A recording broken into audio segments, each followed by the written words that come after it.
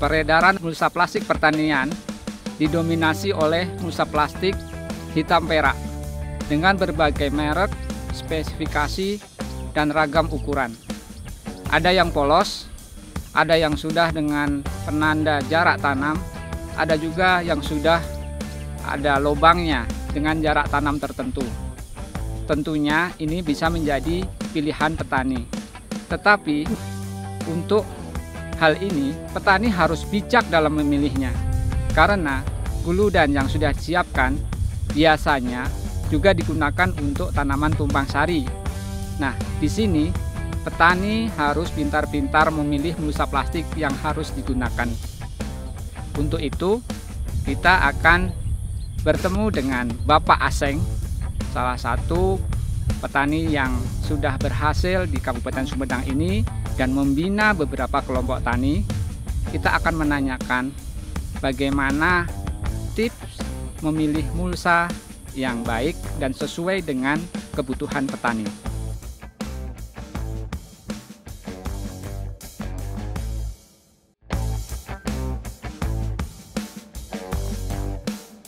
Farmers, saya bersama dengan Bapak Aseng, salah seorang petani yang sudah berhasil di Kabupaten Sumedang ini. Ya, beliau inilah yang membina kelompok tani di sekitar sini untuk bagaimana berbudidaya hortikultura yang baik, yang benar, yang sesuai aturan-aturan yang seharusnya, sehingga nanti memberikan hasil yang terbaik. Juga di sebelah kiri saya ini Bapak Ateng Heriana, beliau seorang Babinsa, anggota TNI aktif yang turut serta membantu para petani di sini baik secara teknis maupun non teknis, memberikan pendampingan ya Pak ya kepada masyarakat petani di sini. Untuk lebih jelasnya kita bertanya langsung kepada Pak Ateng, dan Pak Aseng apa yang dilakukan di sini. Pak Aseng, silahkan memperkenalkan kepada masyarakat seluruh Indonesia nih tentang kegiatan Bapak di sini. Assalamualaikum warahmatullahi wabarakatuh. Perkenalkan, nama saya Kang Aseng. Ya, saya sebagai petani, bahkan termasuk asosiasi petani yang ada di Kabupaten Sumedang, membawahi beberapa kelompok tani yang ada di Kabupaten Sumedang. Tempat tinggal saya berada di Kabupaten Sumedang, Kecamatan Pemulihan, Desa Sukawangi, Cikaramas. Ya, saya ingin membeberkan tentang para petani yang ada di wilayah Desa Sukawangi. Ada beberapa tanaman yang kita tanam, mayoritaskan itu tanaman cabai. Cuman sebelum cabai itu ada yang pertama kali yang ditanam itu nanamnya ada yang kubis, tomat, sama pakcoy, kembang kol itu beberapa. Tetapi ujung-ujungnya itu setelah tanam itu nantinya ditanami cabai. Pak Aseng, di petani-petani daerah sini ini menanamnya berbeda-beda. Bagaimana Bapak cara mengaturnya? Ya, kalau bisa saya sebagai asosiasi terhadap petani itu diarahkan supaya tidak semua petani bercocok tanam satu komoditas. Gitu. Ada yang satu petani ini nanamnya kubis, yang satu ini nanamnya tomat, ada yang bunga kol, ada yang sawi. Tapi ada juga yang tumpang sari gitu ya Pak ya? Iya, ada ujung-ujungnya itu tumpang sari. Tetapi awalnya itu menanamnya berbeda-beda. Oh gitu. Tetapi nantinya setelah berbeda-beda tanamannya, ujung-ujungnya itu hampir semua dimayoritaskan nanam cabai. Kalau di daerah sini. Makanya dijadikan sentra cabai untuk Kabupaten Sumedang. Saya lihat ini para petani di sini bercocok sudah melakukan dengan cara yang agak berbeda dengan daerah lain, tidak menanam secara konvensional lagi, memakai mulsa plastik hitam perak yang saya lihat rapi sekali. Sebenarnya apa sih Pak manfaat mulsa plastik di lahan-lahan pertanian seperti ini? Ya, banyak sih manfaatnya itu. Yang satu itu untuk menghindari bencana itu yang satu, biar nggak kekikis tanamannya. Yang kedua itu biar pemupukannya itu terserap semua itu sama tanaman, tidak terkikis oleh air hujan ya, tidak terkikis sama air hujan itu. Yang ketiganya itu menguntungkan untuk melebihi hasil panen yang melebihi, menguntungkan gitu. Jadi secara umum ini hasilnya akan kualitasnya lebih bagus dan lebih banyak dibanding dengan secara konvensional yang tidak pakai mulsa ya. Tadi Bapak mengatakan banyak perbedaan antara yang konvensional tidak pakai mulsa dengan yang pakai mulsa plastik. Hasilnya seperti apa perbedaannya? Misalnya di cabai atau tomat atau yang lainnya. Ini contohnya di cabai rawit. Yang tidak pakai mulsa per hektarnya mau mendapatkan 4 ton juga susah. Kalau setelah pakai mulsa ini kayaknya ada yang lebih dari 15 ton. Bisa sampai 3 kali lipat lebih ya Pak ya? Lebih, bahkan lebih.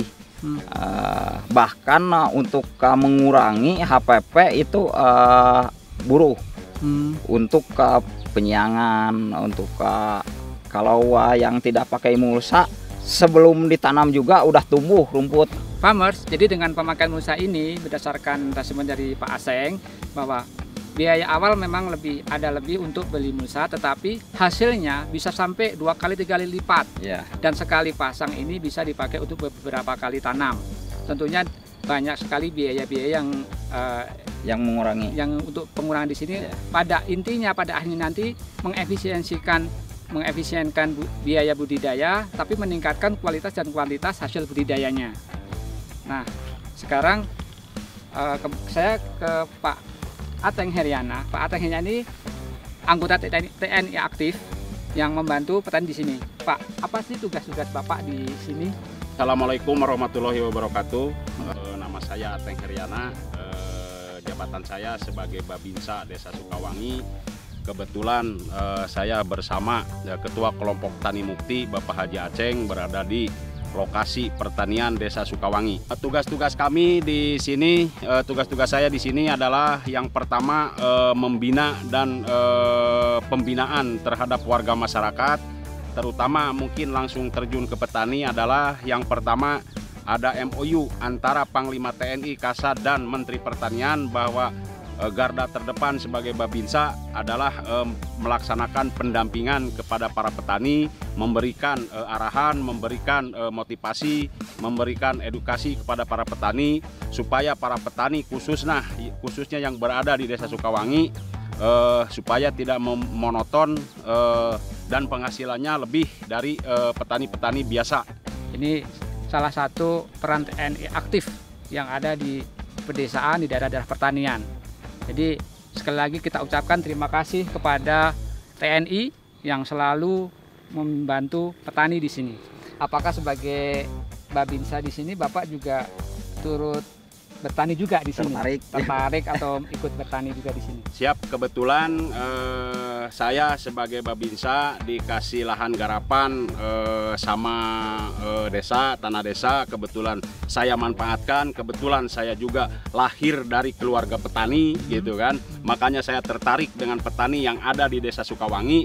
Akhirnya saya garap, saya tanamin, saya ikutin petani-petani yang ada di Desa Sukawangi. Kebetulan lahan saya berada di sebelah kiri saya kurang lebih 100 bata, Pak. Komoditasnya apa aja, Pak? Kebetulan komoditasnya kami selalu ngikutin petani-petani di sini. Cuman kami juga, saya juga kalau seandainya petani sebelah nanam engkol, saya pasti ikut nanam engkol gitu kan. Cuman dalam waktu mungkin kalau tanah sebelah tanam engkol minggu sekarang, saya mungkin minggu depannya gitu kan. Jadi ada tenggang waktu atau tidak bersamaan lah. Demikian, masa Pak. panennya berbeda, Pak ya. Siap, Biar supaya harganya panennya berbeda. Ya, mungkin kalau masalah harga kebetulan mungkin kalau lagi bagus ya alhamdulillah, kalau seandainya ini kan ini tergantung dari pasaran, Pak. Oke. Apakah Bapak dalam membudidayakan tanaman sayurannya itu memakai mulsa juga seperti petani-petani yang lain di sini? Alhamdulillah saya memakai mulsa. Kebetulan kalau memakai mulsa itu kan ada beberapa keuntungan gitu kan. Yang pertama keuntungannya mungkin dari segi tenaga kerja gitu kan. Dari tenaga kerja saya nggak terlalu makan tenaga kerja itu, soalnya untuk penyangan. Dan dari hasil juga alhamdulillah agak meningkat lah kalau memakai mulsa. Demikian, Pak. Beberapa petani di sini menggunakan mulsa plastik hitam perak nih. Tadi Bapak sudah menjelaskan keuntungannya. Apakah tapi sekarang ini banyak beredar mulsa hitam perak ini berbagai macam merek, spesifikasi, bahkan ada yang polos, ada yang sudah ada penanda jarak tanam, ada yang sudah berlobang atau mulsa plong atau apa itu namanya. Nah, menurut Bapak bagaimana tips memilih mulsa yang baik, yang sesuai dengan kebutuhan petani? Jadi di sini kan petani harus bijak nih memilih sesuai kebutuhannya nih. Apa tips-tips dari Bapak supaya tidak salah pilih? Begini kan tidak semuanya petani memakai mulsa itu. Contohnya ada yang dari pabrikannya itu ada yang udah ada ukurannya, ada lubangnya. Katanya itu untuk mengurangi HPP tenaga kerja. Cuman di sini kan petani berbeda-beda kemauannya. Ada yang jarak tanamnya itu ada yang keinginannya 60 cm jarak tanamnya, ada yang 50 cm, bahkan ada yang buat tumpang sarinya ada yang menggedeng ke kiri ke samping, ada yang menjulur ke arah bedengan, panjang bedengan. Itu lubangnya. Setelah beberapa mencoba saya beberapa komoditas merek mulsa itu, tetapi saya baru-baru ini ada yang menemukan lebih ekonomis lah ya. Kami menemukan produk dari MCP itu, ada yang memakai cahaya lumba, ada yang cahaya bola. Oh gitu. Jadi merek cahaya lumba dan cahaya bola itu yang dipakai kebanyakan petani di sini. Ya. Manfaat lain dari mulsa plastik pertanian yang di lahan-lahan hortikultura yang kebanyakan di daerah lereng pegunungan, tentunya terhadap lingkungan, yaitu menahan erosi. Kita akan tanya langsung dengan Bapak Ateng. Bagaimana Pak Ateng manfaat lain yang dirasakan menggunakan mulsa pertanian ini? Manfaat, sangat manfaat sekali pakai mulsa adalah yang pertama tadi udah disampaikan bahwa untuk menahan erosi gitu kan, untuk menahan erosi atau menjaga ramah lingkungan gitu kan. Jadi antaranya adalah erosi tersebut. Kalau seandainya tidak memakai mulsa, otomatis tanah-tanah itu kan terkikis air sampai ke jalan raya atau ke jalan warga masyarakat gitu kan. Kalau seandainya memakai mulsa, para petani memakai mulsa di sini, alhamdulillah sedikit demi sedikit erosi dan pengikisan tanah itu sangat berkurang. Demikian bincang-bincang kita dengan Bapak Ateng sebagai salah satu kampion petani di Kabupaten Sumedang ini, dan juga Bapak Ateng Heryana sebagai Babinsa yang membina petani-petani di sini. Semoga ini menjadi inspirasi dan manfaat bagi kita semua.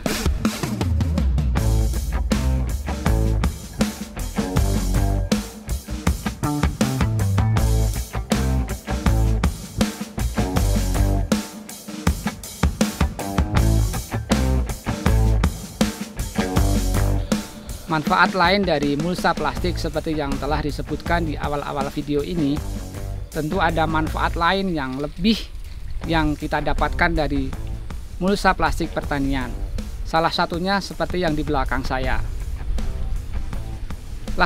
Lahan hortikultura biasanya ada di lereng-lereng gunung atau di lahan-lahan yang terasiring. Sehingga dengan adanya mulsa plastik pertanian ini, salah satunya adalah mencegah terjadinya erosi yang berlebihan atau pengikisan tanah yang berlebihan akibat air hujan. Nah, dengan adanya plastik mulsa ini, aliran air terhadap pengikisan tanah itu bisa dicegah, minimal dikurangi, sehingga memberikan dampak yang positif terhadap keamanan lingkungan. Di belakang saya adalah contoh cerukan yang diakibatkan oleh lahan pertanian di atasnya tidak menggunakan mulsa plastik untuk pertanian. Jadi ketika ada air hujan, aliran airnya mengikis permukaan gundukan-gundukan atau guludan-guludannya sehingga turun ke bawah. Dan ini bisa mengotori jalanan atau memampatkan saluran-saluran air. Apabila hal ini dibiarkan dan terjadi terus-menerus, maka akan bisa menyebabkan hal-hal lain yang tidak kita harapkan. Farmers, demikian video kita kali ini. Semoga bisa memberikan inspirasi dan memotivasi kita semua dan setelah memberikan wawasan kepada kita. Dari Kabupaten Sumedang, Jawa Barat, Agristin TV, jangan lupa like and subscribe. Agristin TV, just click and watch.